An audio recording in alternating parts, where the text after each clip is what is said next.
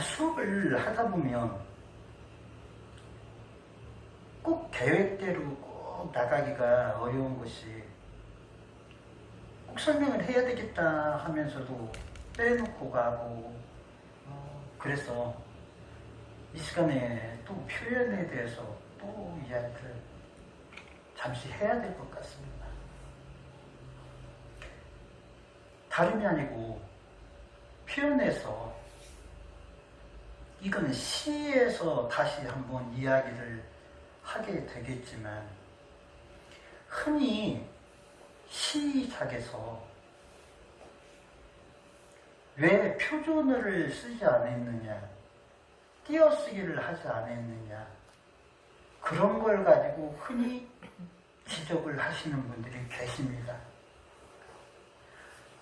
그런데 우리 표현에서 아까 제가 잠깐 말씀을 드린 것처럼, 글이라고 하는 거, 말이라고 하는 것은 약속이니까, 그 공동체에서 약속대에서 어떤 말을 하면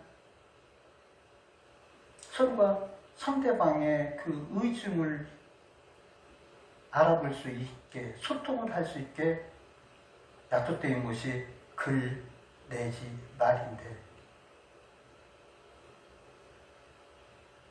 약속돼 있다고 믿고 있는 어떤 말들도 가다 보면은 그 약속이 각자 가지고 있는 사고방식에 의해서 이해가 잘못되는 경우도 또 많이 있잖아요. 그런데 한은요, 일반적으로 사용하고 있는 표현에서 그 약속되어 있는 것조차 지키지 않고 자기만의 말이나 글로 이야기를 할 때 상대방하고 소통이 되지 않는다는 이야기예요. 당연한 이야기겠죠. 그렇기 때문에 우리가 표준어 규약이라고 하는 것이 있어가지고, 표준어는 뭐 현대의 뭐 중유, 서울사고 이런 걸 기준으로 해갖고 만든다는 표준어 규약이 있죠. 지금 저는 그 잃어버렸는데, 그런 표준어 규약이 있기 때문에 글을 쓸 때 표준어를 사용해서 글을 쓰고 말을 해야 한다, 그렇게 강변들을 하셔요. 맞는 말이에요. 맞는 말이기는 맞는 말인데, 흔히 그것 때문에 어떤 단체나 문인들끼리도 그거 가지고 상대를 흠잡고 그런 분들도 계시거든요. 그런데 그분들이 말씀하시는 게 맞는 말이죠.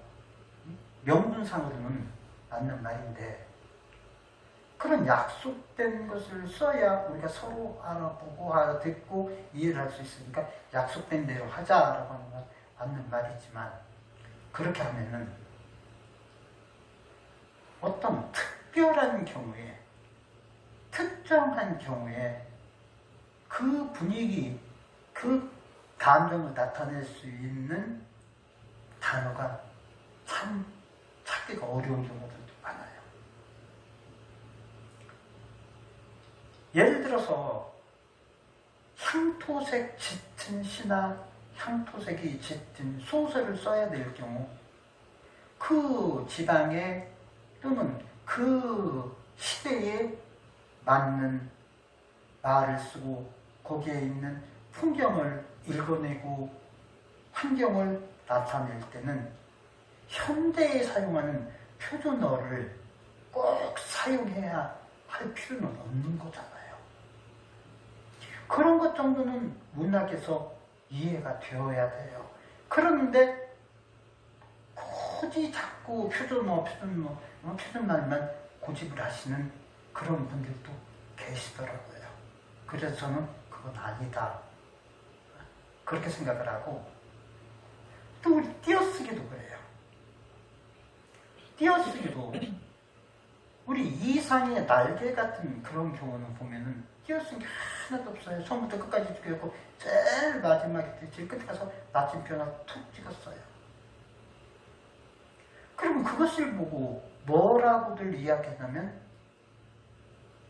그 시인의 여유가 굉장히 없잖아요. 마음의 어떤 갈등, 막 조급함, 뭐 어떤 여러 어떤 그 감정이 복합적으로 그 속에 녹아있는 것을 나타내기 위해서 쉬었다가 하는 거 계속해서 이어가지고 막 그런 거. 그런 걸 우리가 현대적으로 표현하면 어떤 의식의 갈등, 의식의 흐름이라고 할 수가 있잖아요. 그럼 그렇게 써가지고 나타냈을 때는 후에 역사가들이 그분이 유명인이 되고 나니까 그래 시 참 좋아 잘 썼어 이렇게 이해를 하는데 요즘 만일 어떤 시인이 그렇게 썼다고 하면 이게 지금 뭐 하는 거야? 맞춘 것도 모르고 띄어쓰기도 모르고 이런 걸 시라고 네? 이렇게 하는 분들도 있을 거란 말이에요. 이게 이럴 때가 바로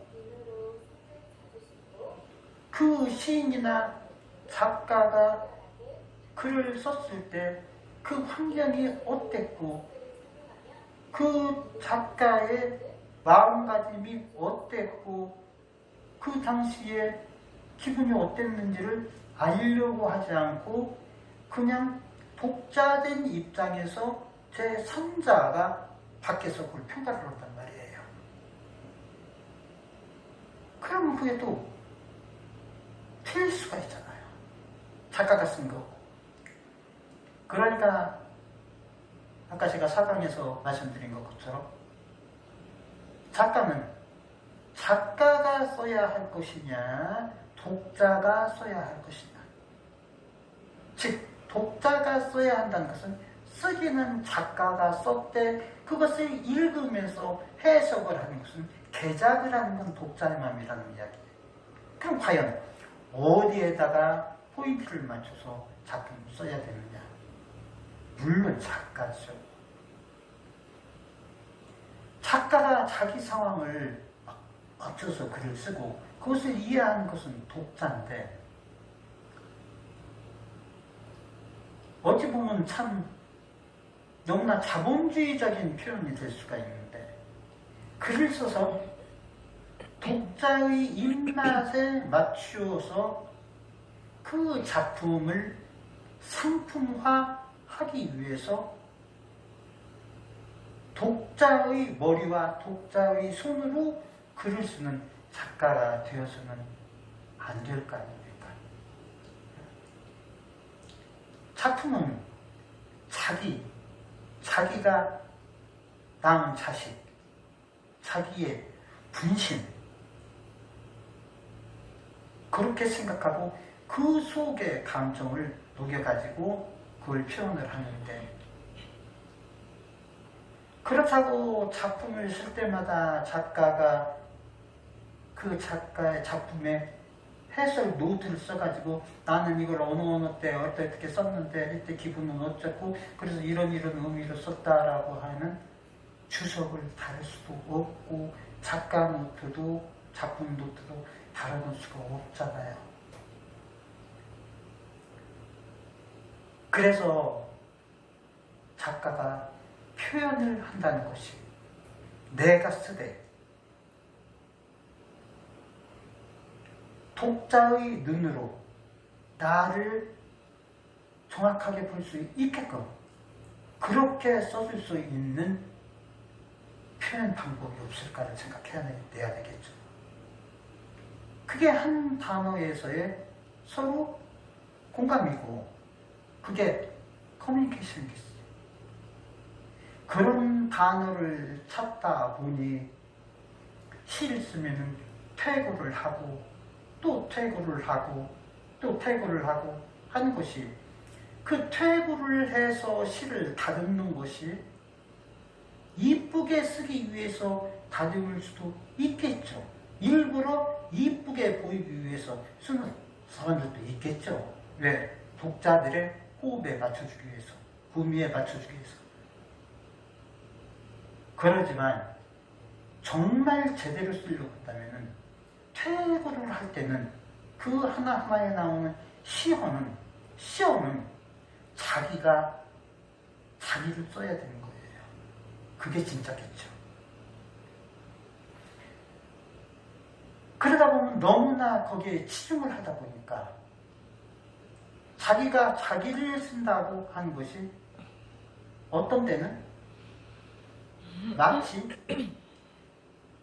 작가 자기의 지적 우월성을 나타내는 듯이 굉장히 어렵고 까다로운 나를 갖다가 쓴다든지 또는 치열하고 조를 해내든지 그러거든요. 그러면 독자들도 읽을 때, 야, 참 시 참 깊다. 참 생각이 깊다. 이렇게 생각하는 분들도 있을 거예요. 그런데 어떤 사람들은 뭐가 이렇게 어려워. 어머니가 하나 모르겠네. 읽어봐도 뭐가 뭔지 하나도 모르겠네. 이런 사람들도 많이 있거든요. 그래서 저의 얕은 생각인지는 몰라도 점점 독자로부터 어렵다고 멀어져가는 시를 독자에게 가깝게 와 닿게 만드는, 어찌 보면 생활시로서의 가까운 시를 만들기 위해서는 너무 형이상학적인 개념화되어 있는 그런 시어만을 고집해서 지적 우월성을 시인이 강요한다는 것은 잘못됐다고 생각하는 거예요. 그야 물론 어떻게 해도 정말 모르겠고 자기 감정을 못 나타내고 많지요. 우리 개인끼리 이야기를 해도 서로가 그렇게 친하고 서로 사랑하는 부부간에도 뭘 이야기하면 나는 아 하는데 저쪽에서 어허 그러면 답답하잖아요. 그럼 그것을 풀어가지고 이야기를 할 때 맞아. 그게 우리가 서로 눈빛만 봐도 알 수가 있다라고 하는 경지가 바로 그렇게까지 돼 있을 때는 어떤 단어 하나 가지고 말 하나 가지고 서로 오해할 필요가 없고 그거 하나 가지고 티격태격할 필요가 없는 거잖아요. 왜 일부러 가져다가 써도 남들의 개념으로 알아들을 수 있는 상황을 굳이 어려운 단어를 가져다가 굳이 어려운 단어를 만들어서 거기다가 시어로 표시를 하고 그렇게 나타내어야만이 나는 너보다 우월해, 유식해, 똑똑해 라고 할 필요는 없잖아요. 물론 그런 의미로서 억지로 그렇게 쓰는 작가들은 없을 거예요. 제 생각을 그냥 말씀드리는 거예요. 저는 물론 그 시가 이념시라든지 서사시라든지 약간 그 시에서 의도하고 있는 것이 무엇인가에 따라서 좀 달라질 수도 있겠죠. 철학적인 면도 있고 그러겠죠. 그런데 그렇지 않고 일반적인 시들, 우리가 흔히 서정시라든지 이런 것 같은 경우는 굳이 그럴 필요가 없잖아요. 읽고 바로 시를 읽으면서 그 시에서의 모양이 그림이 그려지고 그걸 내가 이해를 해서 거기에 동화가 되고 내가 그 속에 빠져들 수가 있고 하는 것이 대중적이시고 쉽고 좋을 거 아니에요. 시를 대중화할 수 있는 하나의 방법일 수도 있잖아요. 그야말로 시의 종류에 따라서 다르다는 것은 제가 인정을 하고 말씀을 드리는 거지만 시는 제가 볼 때는 쉽게 쓰는 것이 그렇다고 생각해요. 여러분들이 참 어려워. 글을 쓰라 그러면 어려워서 못 써. 나는 어려워서 못 써. 그렇죠. 일렁이가 제가 말씀을 드렸잖아요. 말씀을 하실 줄 알으면 글도 쓸 수 있는 거예요. 근데 글로 쓰는 것이 어렵다라고 생각하고 이렇게 멋들어지게 써야 된다라고 생각하고 아주 고상하게 써야 된다라고 하는 착각을 하고 계시기 때문에 시를 쓴다, 글을 쓴다는 것을 어렵다고 생각을 하시는 거예요. 그렇게 안 해도 돼요. 그야말로 그냥 무조건 쓰는 것은 아니죠. 그냥 장문처럼 개발세발 써놨다고 시는 아니고 그러겠죠. 자, 여기에서 이제 우리가 생각해볼 문제가 또 생기는 거예요. 그러면 시를 그냥 개발세발 그냥 쓴 것이 시가 아니라고 한다면 그러면 시는 어떻게 쓰지? 라고 하는 문제에 봉착하게 되잖아요. 그러면 일반적인 그냥 글을 써내는 것 보고 시를 쓰는 것 보고의 어떤 형식적인 그런 어떤 모양이 다르냐? 그 모양이 예전에는 달랐는데 지금은 그 모양이 점점 좁혀지고 어떤 경계가 없어져 가는 것이 요즘의 시와 시필의 어떤 관계 같은 것이 되어버리는 거예요. 시 그러면은 우리가 머릿속에 탁 떠오를 때는 운율이고 수필 그러면은 붓간대로 쓰는 거, 자유로운 사상을 자유롭게 써나가는 것, 이렇게 우리가 여지껏 알고 있었어요. 그런데 요즘은 수필 같은 시가 산문시라는 이름으로 또는 자유시라고 하는 이름으로 시와 섞여서 수필같이 써지기도 하고 또는 수필을 시같이 단락단락 지어가지고 쓰는 그런 수필들도 또 섞이는 거예요. 그럼 이제 장르가 넘어서 우리 요즘은 혼합이 아니라 이제 융합이 있잖아요. 섞여 있는 것뿐이 아니라 섞여서 녹아가잖아요. 융합의 시대 그런데 지금 점점 장르도 그렇게 되어가고 있어요. 고전적인 의미에서의 시, 고전적인 의미에서의 실제 이것이 점점 그 경계가 허물어져 가고 있어요. 그런데 거기에서 어떻게 또 구별을 해야 되느냐면 고전적인 분류에서 우리가 시 그러면은 운율이라고 이야기를 하잖아요. 시필 그러면 자유롭다고 하는 거잖아요. 그러면 운율은 우리 시에서 운율 그러면 머릿속에서 탁 떠오르는 것이 뭐냐면 시조가 떠올 것이고 예전에 김소월이나 예전에 박목월이나 그런 시인들이 썼었던 그 일조들이 있죠. 7호조라든지 3434 이렇게 식으로 되는 거라든지 뭐 이런 거. 그것은 리듬이 있었어요. 그리고 수필에서는 리듬이 없이 그냥 정말 청자연적이라든지 청춘이라든지 뭐 민태원 선생이라든지 이양하 선생이라든지 그런 선생들이 썼었던 글들을 보면은 그건 참 자유스럽게 물 흐르듯이 깔끔하게 뭐 낙엽을 이영석 선생의 낙엽을 태우면서라든지 이렇게 쭉 깔끔하게 이렇게 나갔었단 말이에요. 그럴 때 우리가 딱 보고 이건 시구나 이건 수필이구나 이렇게 운문과 산문의 구별이 있었거든요. 그런데 요즘은 신춘문예를 보면은 한 신문에서 이름 있는 신문에서 신춘문예를 등단 작가를 뽑으면은 그 문의 사조가 다른 신문 또 다 똑같은 사조가 되어가요. 요즘 신춘문예에 나오는 시는 거의가 산문화되어 있는 시기, 운문화되어 있는 시를 신춘문예에 공부를 하면 그건 보나마나 탈락이에요.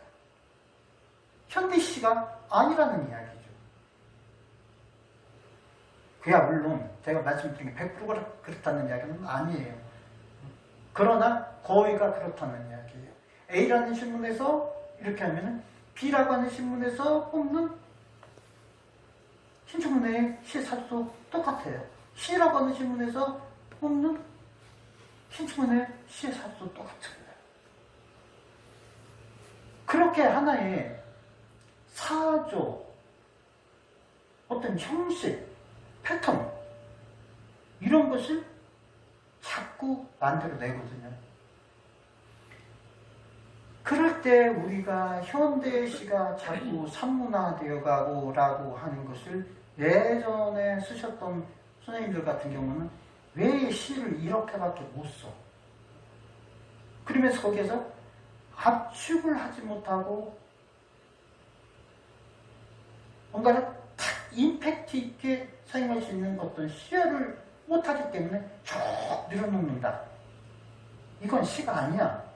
이렇게 말씀하시는 분들도 계시고, 그러면 그 반대로 뭐라고 하냐면 현대인의 의식은 굉장히 흐름이 복잡하기 때문에 바로 의식의 흐름이라는 말로 그걸 커버를 하게 돼요.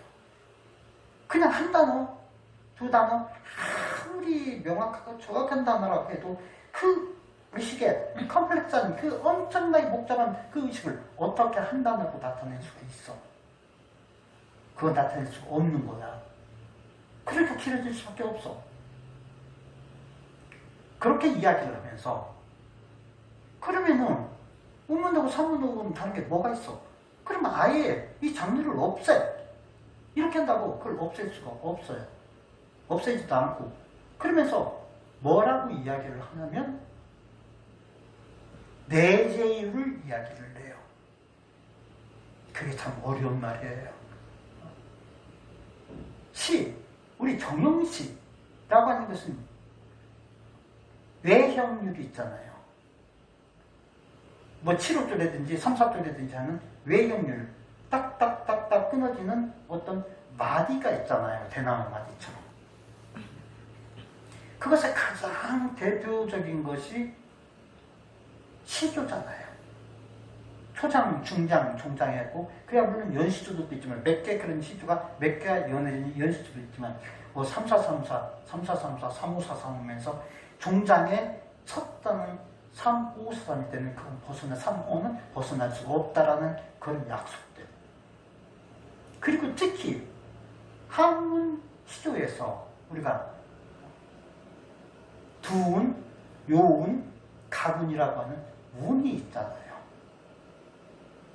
그런 것을 지켜야만이 그건 시조고 한시조가 되고 그럴 수가 있잖아요.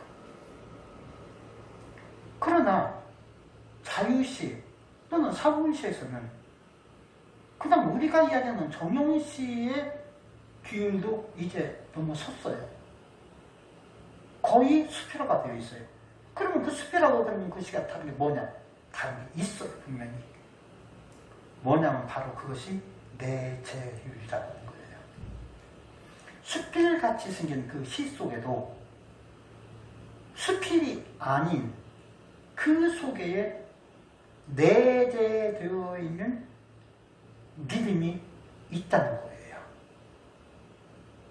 근데 그 외형률, 정형시에 있는 외형률하고 우리가 얘기하는 자유시에 있는 내재율은 외형률은 겉으로 마디가 되어 있고 음악같이 굴곡이 있으니까 찾을 수가 있지만 자유시에서의 내재율이라는 것은 숙달되어 있고 읽어보고 소리내 자꾸 읽어보고 써보면 알긴 알아요. 근데 그건 쉽게 우리가 찾아낼 수 없는 것이 내재율이에요. 그래서 우리는 내재율이 있기 때문에 이건 시다. 자유시를 쓰시는 분들은 그렇게 당변을 하죠. 그러니까 그것을 아니다라고 매도할 수도 없어요. 그 안에 읽어보면 아닌 게 아니라 있어요. 2음짜리, 3음짜리, 뭐 5음짜리 이런 곳에 부정, 정해지지 않는 어떤 음수의 구성으로 그냥 사문하고 다른 묘한 리듬이 있어요. 내 집. 그걸 내 집이라고 하는 거예요. 근데 그거 찾기가 참 어렵거든요. 그것은 많이 접해 봐야 되는 거예요.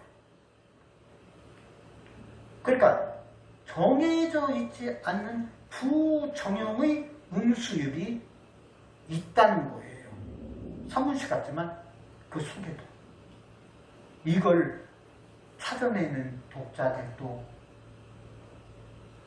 대단하고 쓰는 작가들도 그걸 감안해서 써야 되고 이렇게 표현이라는 것이 어려운 거예요.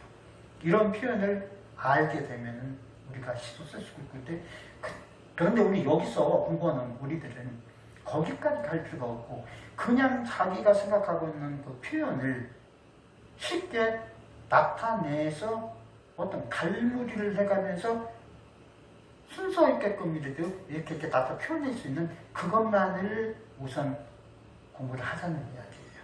그러면서 점점점 정형시도 배우고 음실도 맞추고 그렇게 하면서 하면 되겠다는 이야기예요.